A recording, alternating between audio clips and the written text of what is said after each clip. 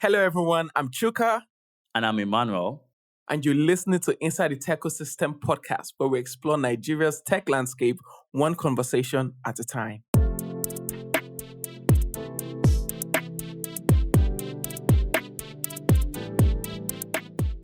Hey, ITT fam. Welcome back to the show. Yay. Welcome back. We are back for the year. Thank God. Thank goodness. We've been away for almost 4 months, I believe. Oh, Jesus. 4 months? Emmanuel, every time you say it just makes me... Why did it take so long sometimes? Let me explain. So we took an official break in December. And we were supposed to be back in February. But some things came up and we couldn't record. Actually, the main thing that came up was, first of all, we're a bit lazy. No, I was not lazy. We're a bit lazy at first. And then Chuka came to Amsterdam for about 2 weeks during at the end of February or so into March. Yeah. But before we talk about Amsterdam, like what you did and everything, we're recording the first episode of the year, right? Yes. So we're really excited to do that. And we are doing this where? We're doing this in Lagos. Ooh, we're doing this right now. Yeah. In Lagos. Emmanuel's knees are touching my knees right now. Come on, bro. I hate this. So this is the first time we're recording together in like almost 3 years. Yeah, almost 3 years. Yeah. It's crazy. So it's kind of odd because I'm talking to him and I'm used to you being he's right here in my front. I'm used to you being at the other end of the screen. Yeah. So this is nice. Yeah, we should do this more often, you know? Yeah, you can pay for this life. That would be nice. So yes. So let's talk about Amsterdam. Yeah, true. Why Amsterdam? Like, what took you there? What were you looking for? I live in Amsterdam, so maybe you were looking for me. That's not true. I don't think I'll make that trip. You're not that important. Wow. First of all, I want to say something. So where I feel like a lot of shows took breaks because I listen to other shows. A lot of shows took breaks, and when everybody came back, mostly in February, most people released their first episode of the year in February. Some did not take breaks, right? I was just like, oh crap, okay, well, about to be back and stuff, and just February went by, and then March went by, and they wouldn't drop anything. So I'm excited to be back. I've missed this microphone, by the way. Amsterdam. I was in Amsterdam for 2 weeks, my first time in Europe, and it was very interesting. Once you get past the cold, I guess everything starts like feel enjoyable. It was very interesting. I was in Amsterdam for a conference. I was there for Vue.js Amsterdam and Dev World.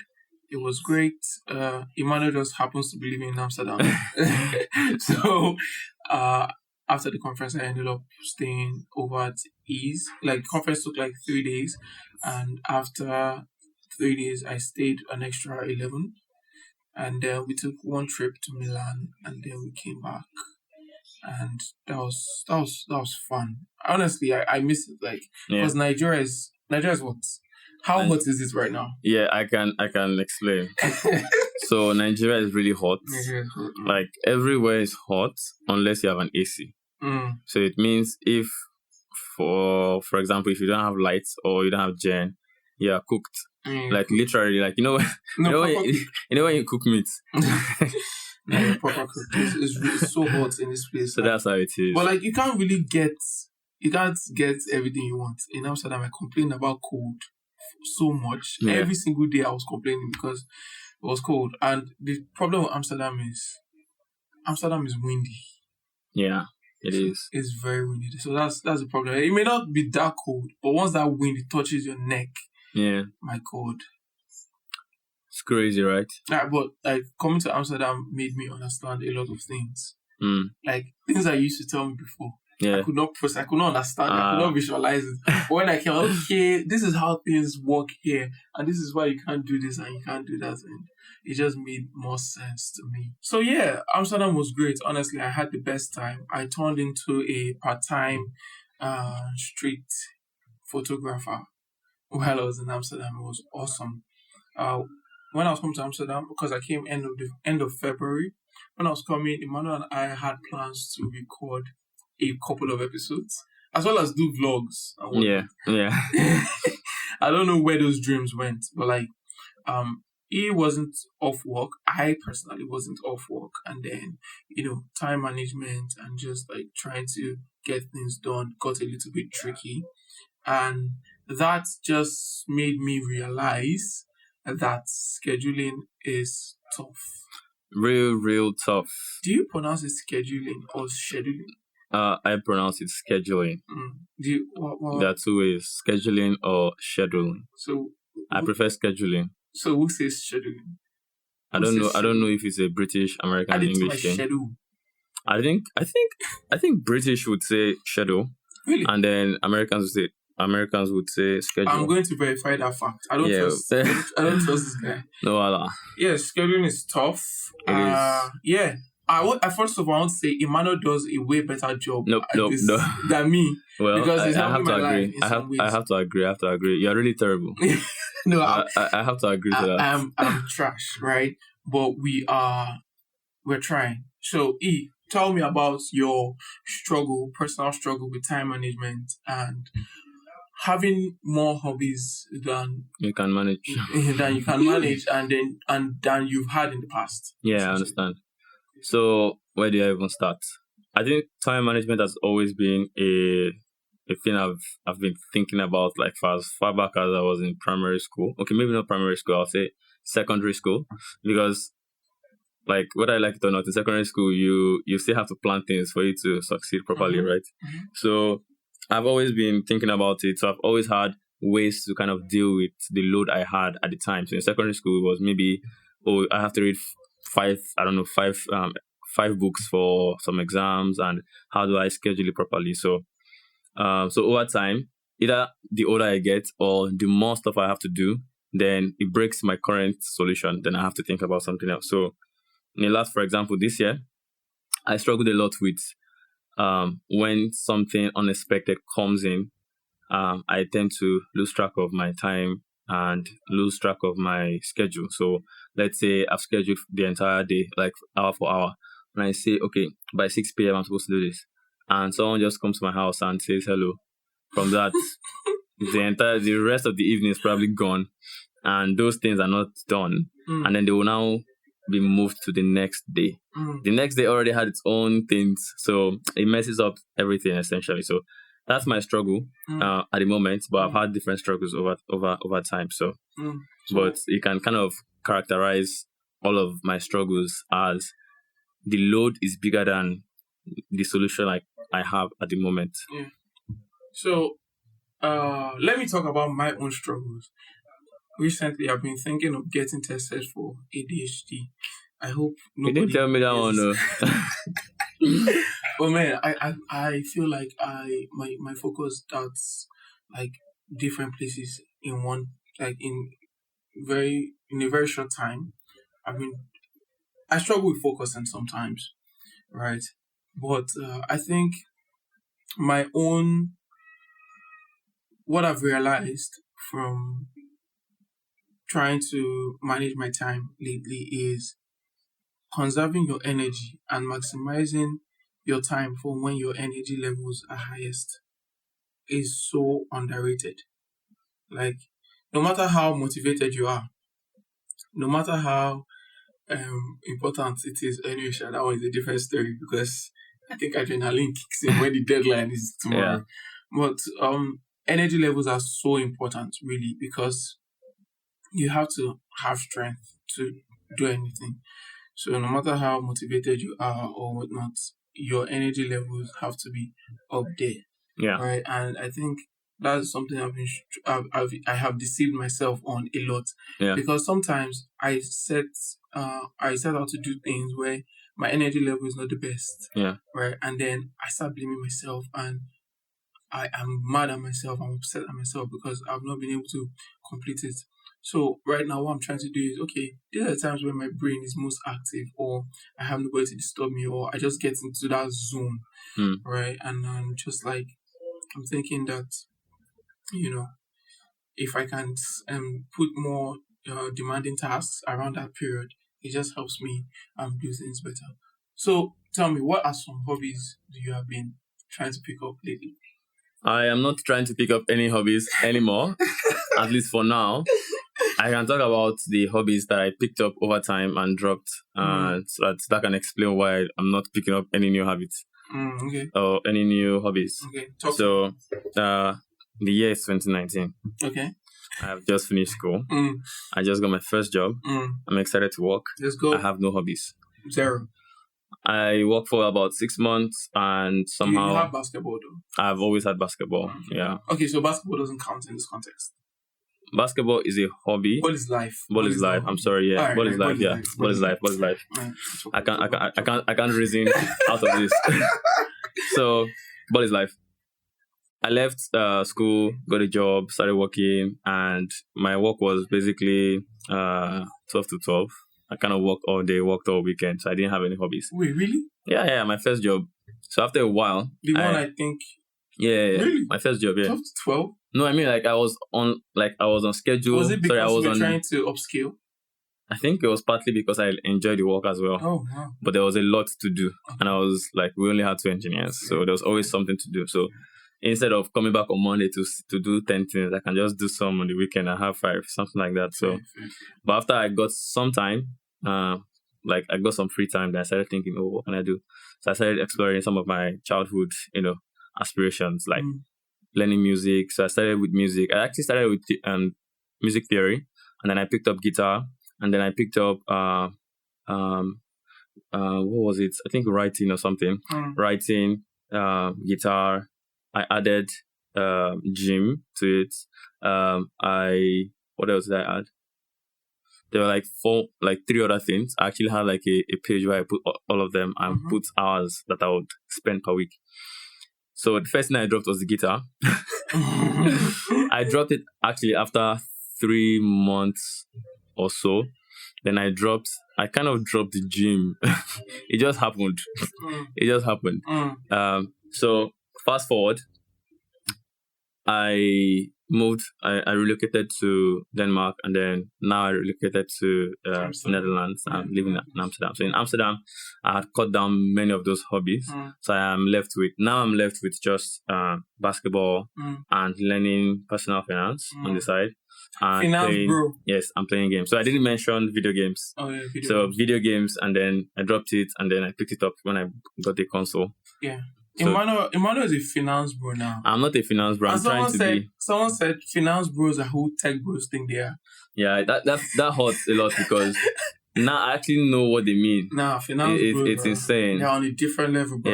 Yeah. Let's not talk too much about them. All right. So there's this popular quote that says, "Find 3 hobbies: 1 to make you money, 1 to keep you in shape, and 1 to keep you creative." So if you have basketball, finance, and video games, so that would... I'm not sure video games make you creative. They do, but I think they do in a way. It depends on how you play it. I think for me, it hasn't made me any creative because I play only one game. FIFA, yeah. All right, so let me talk about my hobbies. Right, I've always had a bunch of hobbies. I always think I can do everything. One very good thing about having E in your life is that Emmanuel is realistic. Realistic will tell you, bruh, look, let me just tell you the truth. You can't do 5 things in one day. It's obviously not possible. Alright, so yeah, I have tried my best to, apart from my full-time job, basketball, obviously, ball is life. Say it again. Basketball. I try my best. Don't shame me on this podcast. No, it's okay. I try my best. It's basketball. Then I also try to start music. I've had dreams of learning to play the ukulele for years. I got an ukulele. It's currently... I'm staring at it right now. I think, yeah. Yeah. Is it A or N? It's A. Even if it's a U. I got a ukulele. Yeah. I'm staring at it right now. Haven't done much with that. I also picked up drawing again. I used to be an art prodigy as a kid. Prodigy? I'm telling you, man. Wow. I was so good. You were? Yeah. I could shade, I could color. I'm surprised I used to go for art competition. I'm surprised. How? My father is a world-renowned I artist. understand. But I'm still surprised. Yeah, and then what else? What else? Yeah, and then tech, programming and whatnot. That's not a hobby. I mean, but like, yeah. So those are the hobbies currently that I'm battling with, and I'm trying to acquire more life skills, like learning how to drive and learning how to swim. But this has not been easy. Yeah. So Emmanuel introduced me to something recently called time-based and goal-based scheduling. So I'm going to let him talk about that for a while. So backstory. I have a group of friends where I share my yearly goals with, and we discuss every month like the progress. So I was having that conversation at the end of March. That was last month, and we realized that we were a bit behind in our goals. And while we were talking, I had the idea of maybe the reason why me personally I'm struggling is because of the way my scheduling is. And then I thought of a way to solve it. So, for example, whenever I travel, I am unable to keep up with my schedule because my schedule is time-based. So what time-based means is that you put different things that you need to do for each hour of the day. So, for example, let's say you go to the gym. Okay, gym 7 a.m. to 8 p.m. Sorry. Gym 7 a.m. to 8 a.m. And then you come back home. You do, let's say, 9 a.m. breakfast. So every hour has something. So what it means is that when it's time for... Yes, exactly. I'm always on the clock.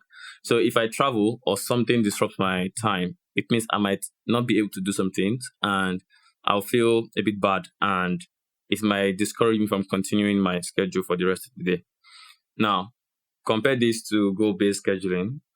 Goal-based scheduling is basically you put a list of things that you want to achieve for the day, and that's what drives the day. It doesn't matter when you do it. It doesn't matter what happens. So, for example, let's say you have 3 goals, which I would advise you do that you have. You don't need to have 1,000 goals. Just have a few goals. For the day. Of course, eating breakfast is not a goal. Going to work is not a goal. So you don't be realistic with what you would forget if you don't put down. So goals, let's say you have 3 goals. It doesn't matter when you do them, just do them. So that way you're not on time. You're not thinking of, 7 p.m. I need to work on this. Unless, of course, you need to collaborate with someone that you've already scheduled or there's a deadline, right? So these 2 ways of scheduling help you to be able to balance things when different scenarios come up. So I would say that by default, you should be on the time-based, which means you have things are automated, meaning you wake up, you know what to do, everything is already planned. Then perhaps something happens during that day. Let's say you have to all of a sudden travel somewhere or you have friends over and stuff like that, and you know that you won't have the same energy you normally have. It will be nice for you to switch to goal-based. So you just write 3 important things that you need to do that day. So let's say you have to send an email out to a recruiter or something, and you have to write some article or do something big. So you write those 3 goals down and you are able to achieve them by working on them every chance you have. So once let's say you're done with work, when you're in traffic, let's say you're on traffic back home, you can work on that thing in that car or something. But if you're on time base, you wouldn't have been able to get yourself to just scatter things and get things done. So those are the 2 types of scheduling. Of course, this is something I thought of on the go. It wasn't something that Wait, you invented this? I didn't. I just thought. I'm sure it already exists somewhere. Have you done research? No, not yet. So you can have your own patent or something. Maybe. Are you sure you thought you read this in a book or something? No. So this is just me coming up with a solution on the fly. I haven't spent time to research this and see if it's actually something people use. So there might be more types. So maybe time-based, there is time-based, there's goal. I'm sure there is also energy-based. I feel like energy-based can fall into goal-based. Because it doesn't really matter when you do it, as long as you do it. So maybe you prioritize for when your energies are very high. Exactly. So it's almost like eat your frog.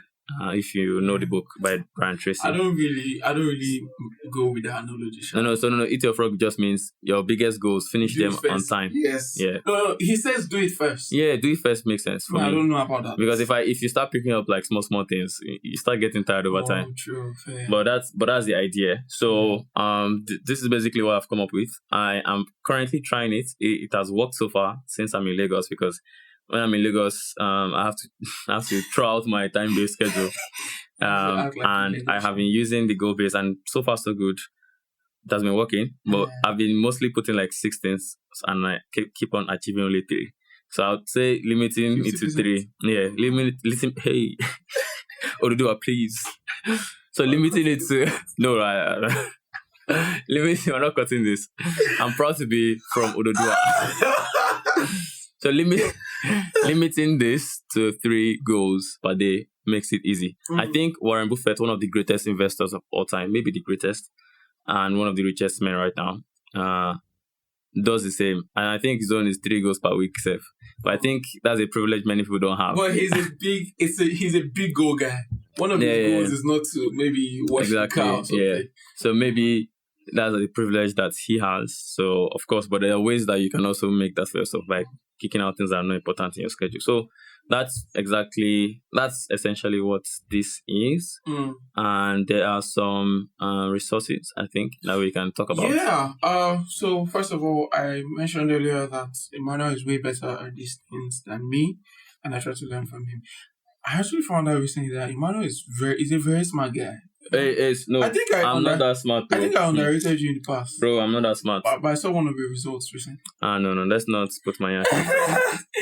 Alright, so I'm going to talk about a couple of resources. Actually, I think there's one that I know very well about. Okay, Eisenhower and Atomic Habits, right? So the Eisenhower matrix is one time management technique or productivity technique that I think is amazing, right? I think some of us, we inundate ourselves with a lot of tasks, right? Which we kind of know at the back of our minds that we don't really need to do all these things, or we can't accomplish all these things. So what the Eisenhower matrix helps you to do is to prioritize what tasks you actually need to get done and which one you can leave for later, or which one you don't even need at all. So it has a matrix that is divided into urgency and importance, right? So what tasks are urgent and important? What tasks are important but not urgent? What tasks are not what tasks are urgent but not important? So don't leave me. And what tasks are not important and not urgent, right? So if you group your tasks in these 4 quadrants, you have the opportunity of actually prioritizing properly and knowing what to do and at what time. So I'll leave the link to that in the show notes. Makes sense. So Atomic Habits is the second one. It's a very famous book. It's just a book that is discussing how you can break down any big goals you have into the smallest units. Shout out to James Clear. Exactly. Into the smallest units so that you can actually achieve them without feeling the weight of the entire goal. The Mega Schedule is an article by Paul Graham explaining how people in tech, or people that do knowledge work usually, need huge chunks of time, like big blocks of time to work on things that are very difficult to work on. So for example, you have to program, or you have to write a new book. So you need extended periods of time for your schedule. So this helps for people that work in knowledge, who are knowledge workers. Yeah. And then deep work. I need to read more about I'll also link that in the show notes. And then deep work is a book that is about something similar. Which I don't completely agree with. So it's a book about like spending a long time, also like the Mega Schedule, in doing what he calls deep work that requires a lot of cognitive load. Not cognitive load, that's the wrong word. Cognitive something that has to do with brain focus. You just need to be focused for an extended period of time. So that is one of the resources. There are a lot more resources that we can think of, but of course, these are good starting points. And I think that's it. So any tips for people struggling with time management or setting goals right now? I would say Yeah, I would say to us that we should never forget the place of just getting things done. Like just shut yourself up and work. Done is better than perfect. Yes, done is better than perfect, and don't drool too much on your mistakes. And try to. One new thing I discovered is journaling. So if you journal every evening, you can bounce back every other day. But if you don't journal at all, you can be on one bad spot for weeks and you don't know. So those are the tips I have. Awesome. Well, we're glad to be back, and we can't wait to keep to start churning out more interesting and lovely episodes. We already have some in the queue already. Thank you guys so much for listening, and we'll see you in the next one.